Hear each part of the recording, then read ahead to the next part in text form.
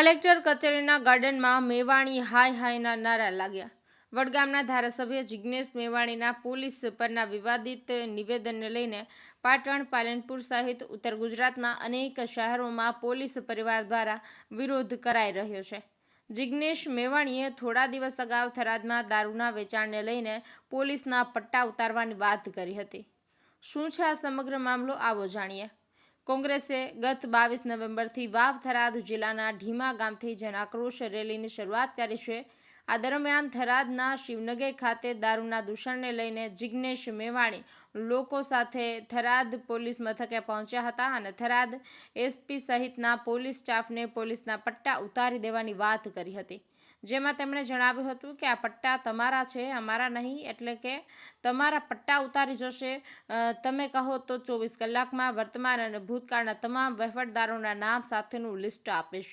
જે બાદ પોલીસ પરિવારમાં આક્રોશ ફેલાયો છે। મેવાણીએ જનપ્રતિનિધિને ન શોભે તેવી ભાષાનો ઉપયોગ કર્યો। પોલીસ પરિવાર પાલનપુર અને પાટણ જિલ્લામાં પોલીસ પરિવારે જિલ્લા કલેક્ટરને આવેદનપત્ર આપીને જણાવ્યું છે કે વાવ થરાદ જિલ્લામાં જનાક્રોશ રેલી દરમિયાન પ્રજાની રજૂઆતી કરતી વખતે ધારાસભ્ય મેવાણીએ પોલીસ અધિકારીઓ અને કર્મચારીઓ સાથે જાહેરમાં અયોગ્ય વર્તન કર્યું હતું। તેમના દ્વારા એક જનપ્રતિનિધિને ન શોભે તેવી ભાષાનો પ્રયોગ કરાયો છે।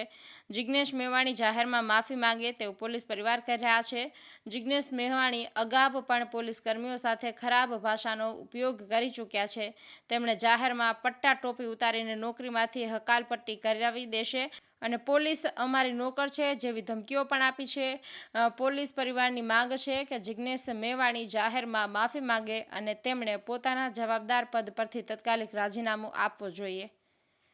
રાજભાઈ ડી પટેલ સાથે Bharat L Joshi, news of Patan.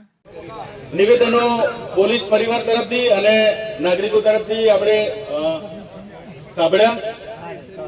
મીડિયાના મિત્રો પણ અહીં છે અને તેઓ પણ સાક્ષી છે કે આજે જ્યારે પોલીસ જેવી એજન્સી જે ડિસિપ્લિન વાળી એજન્સી કાયદો વ્યવસ્થાનું પાલન કરતી હોય અને એના લીધે જ આપણે સેફ હોઈએ, ત્યારે પોલીસ પરિવારની સાથે પાટણના નાગરિકો, વિવિધ સંસ્થાના આગેવાનો પણ ઉપસ્થિત છે અને જે ધારાસભ્યશ્રીએ નિવેદન આપ્યું કે પોલીસના પટ્ટા ઉતારી દઈશ અને મારી ઝડપમાં જે આવશે એના છોતરા કાઢી નાખીશ, આ એક શિક્ષિત ધારાસભ્ય માટે ખરેખર એક આ વાક્ય એમનું નિવેદન લાંછનરૂપ કહી શકાય।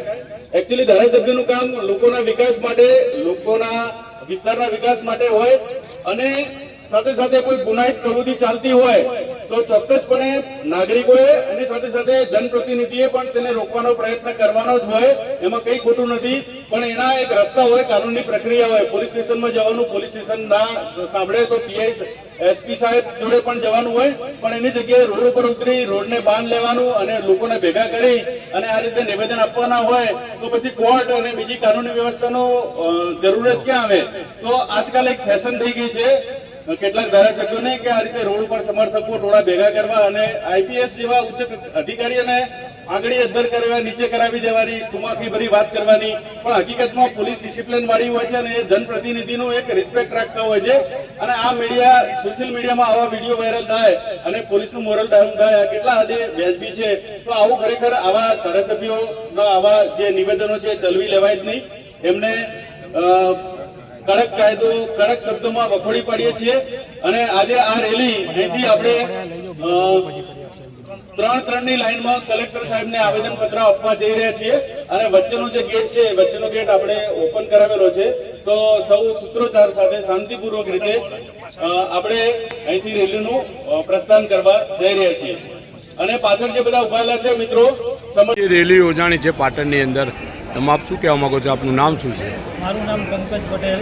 અમે હારીજથી આવ્યા છીએ। જે 2 દિવસ પહેલાં જિગ્નેશ મેવાણીનું નિવેદન હતું કે પોલીસ તંત્રના પટ્ટા અને ટોપી ઉતારી દેવાના નિવેદન તદ્દનીય ખોટું છે અને એ નિવેદન ઉપર અમે હારીજથી પાટણ જિલ્લા કલેક્ટરને આવેદનપત્ર આપવા આવ્યા છીએ કે ધારાસભ્યશ્રી દ્વારા જે નિવેદન આપવામાં આવ્યું હતું એના માટે પોલીસ તંત્રની માફી માંગે જાહેરમાં અને બની શકે તો એમનું રાજીનામું પણ આપી દે એવી અમે માંગ સાથે અહીંયા વધારેલ છે જન આક્રોશ સાથે।